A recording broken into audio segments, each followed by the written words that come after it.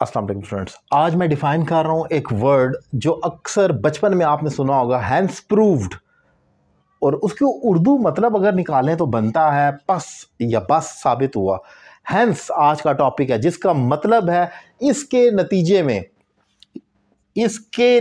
में कोई भी चीज़ आप डिफाइन करते हैं, पहले बोलते हैं और उसके बाद कहते हैं हैंस, यानी कि ये जितनी गुफ्तगू हुई या प्रोग्रेस हुई या डेवलपमेंट हुई, इसके नतीजे में अब आगे ये।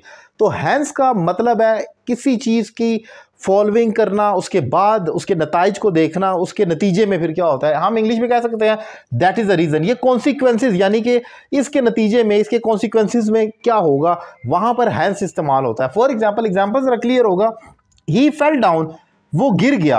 अच्छा ठीक है, अच्छा जब वो गिर गया तो उसके बाद हम ये कहते हैं कि got out of tournament, hence got out of tournament. वो गिर गया जिसके नतीजे में टूर्नामेंट से बाहर हो गया। दोबारा ही गॉट आउट ऑफ कहने की जरूरत ही नहीं है क्योंकि वो सब्जेक्ट सेम है। तो गॉट आउट ऑफ टूर्नामेंट, तो जिसके नतीजे में वो टूर्नामेंट से बाहर होगा। पहले हम कहते हैं वो गिर गया, ठीक है, यहां तक क्लियर हुआ। हैंस जिसके नतीजे में गॉट आउट ऑफ टूर्नामेंट, वो टूर्नामेंट से बाहर हो गया। बचपन में जब हम मैथ की इक्वेशंस करते थे, फिजिक्स की, तो उसमें लिखा होता है कि ए साइड को बी, लेफ्ट को राइट साइड के इक्वल करें। तो जब वो सारी कैलकुलेशन कर दी जाती है तो फिर एंड पे लिखा जाता है hence proved left side is equal to B side. तो हैंस प्रूव्ड जब आप इतनी कैलकुलेशन करके 2-3 सफ़ों की आ जाते थे तब लिखते थे, शुरू में नहीं लिखते। जब एक बात हो चुकी होती है उसके नतीजे में हम कहते हैं, अब वो जो ऊपर जो कोई भी गंद बला हो चुका है उसके नतीजे में साबित हुआ, हैंस प्रूव्ड, उसके नतीजे में साबित हुआ A side is equal to B side. ये सेम वही बचपन की स्टोरी जेल में रखें। जब आपने एक बात कर ली, अपनी दलाइल दे दिए, आपने रीजंस पुट अप कर दिए और उसके बाद कहते हैं इन ये ऐसे लिखते वक्त या कोई भी आप प्रेसी लिख रहे हैं तो उसमें आप कहते हैं इतने नताइज देने के बाद आप कॉन्सिक्वेंसेज पर जाते हैं तो आप कहते हैं हैंस, आगे फिर जो भी आप कहना चाह रहे हैं that this is the biggest problem of Pakistan, pollution is the biggest problem, या poverty is the biggest problem. तो हैंस क्या कर, यानी कि पहले जो इतनी लंबी हमने आर्ग्यूमेंट किया उसको मोहर लगाने के लिए ये साबित करता है इसके नतीजे में। अच्छा एक और वर्ड इस्तेमाल होता है हैंस फोर्थ। ये एक एडवर्ब है, ये एक वर्ड आप समझ लें हैंस फोर्थ। इसका मतलब होता है इसके बाद से।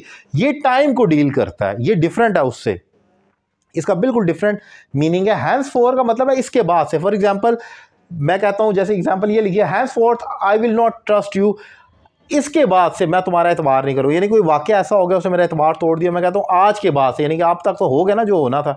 Hence fourth I will not trust you, comma डाल देंगे, हैंस फोर्थ इसके बाद से मैं तुम्हारा एतबार नहीं करूँगा, जिसको आप कहते हैं फ्रॉम नाउ भी कह सकते हैं। लेकिन एग्जैक्ट जो वर्ड है, अब इंग्लिश में यही होता है कि हमने बहुत सारी सिचुएशंस को बयान करना होता है और हमें जब एग्जैक्ट नहीं आता तो हम अल्टरनेटिव पर चले जाते हैं और फिर हम लड़ते हैं, बहस करते हैं, नहीं नहीं यही ठीक है, यही होता है। तो वो जो आप कह रहे होते हैं वो ऑप्शन है, उसका पहला नंबर ये होता है, दूसरा तीसरा फिर बाद में अल्टरनेटिव आते हैं। तो अगर आपने कहना ना इसके बाद से, यानी कि आज के बाद से, इस लम्हे के बाद से, उसको कहेंगे हैंस फोर्थ। बाद में जो मर्जी, अगर नहीं आ रहा तो फिर तो जो मर्जी बोले ना। तो ये इंपॉर्टेंट टॉपिक था जो मैंने डिफाइन किया। उम्मीद है लेक्चर आपको पसंद आया होगा। अपनी राय का इजहार करें, मेरे पढ़ाने का तरीका कैसा लगा। और अगर आप मुझे ऑनलाइन इंग्लिश लैंग्वेज कोर्स करना चाह रहे हैं पाकिस्तान में या पाकिस्तान से बाहर किसी भी जगह से, एक रीजनेबल फी पे करके मुझे ज्वाइन करें और घर बैठे अपनी इंग्लिश में एक ज़बरदस्त इंप्रूवमेंट लेकर 1-on-1 क्लास लेनी है, ग्रुप नहीं है, रीजनेबल फी पे करनी है और किसी अकेडमी में जाने की ज़रूरत नहीं है, घर बैठ कर आप इंग्लिश सीख सकते हैं। अब तक हज़ारों की तादाद में स्टूडेंट्स को पढ़ा चुका हूँ and you could be the next one. Thank you very much.